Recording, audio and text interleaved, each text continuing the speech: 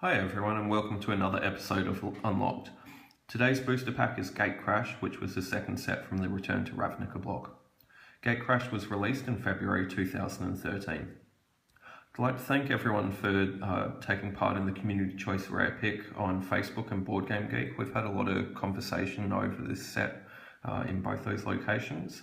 We actually have a three-way tie thanks to all the discussions we've had between Obsidat Ghost Council, Domri Raid and Boris Reckoner. So hopefully we get one of the three in this pack. So let's open up this pack and see what we've got.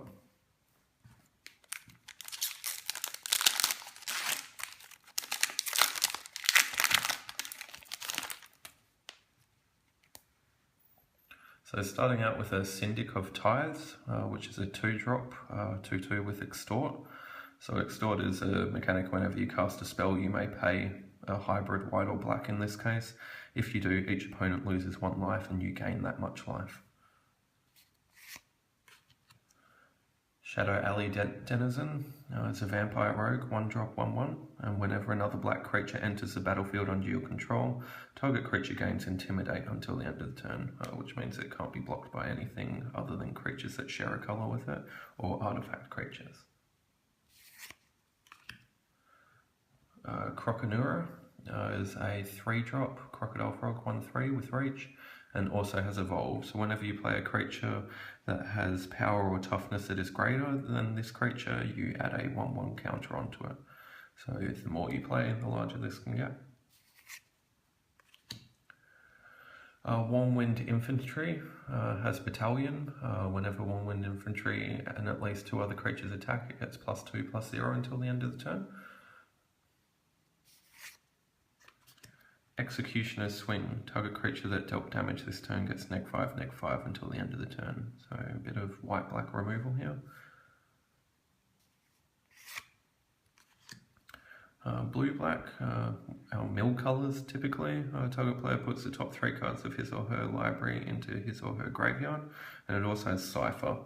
So you may exile this spell card and code it onto a creature, and whenever that creature deals combat damage, its controller may cast a copy of the encoded card without doing it. So it's like adding the ability text box of this, the target player mills, onto a creature for whenever it does combat damage. So not too bad at all. 5-drop Nav Squad Commandos is a 3/5 with Battalion as well. And it also untaps as well. Horror of the Dim is a 5-drop 3/4. You may pay 1 blue and it gains hexproof until the end of the turn. Madcap Skills, very familiar card to anyone who played during this block. Enchant creature and it gets +3/+0 and can't be blocked except by 2 or more creatures. Ivy Lane Denizen. Whenever another green creature enters the battlefield under your control, put a 1/1 counter on target creature. Our first uncommon, Zamek Guildmage.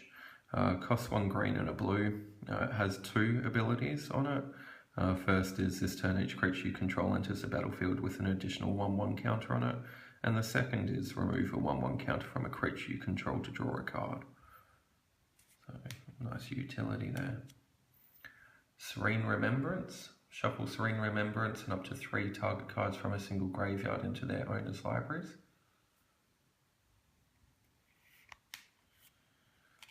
Our last uncommon is Doxmantle Guildmage, another blue-black.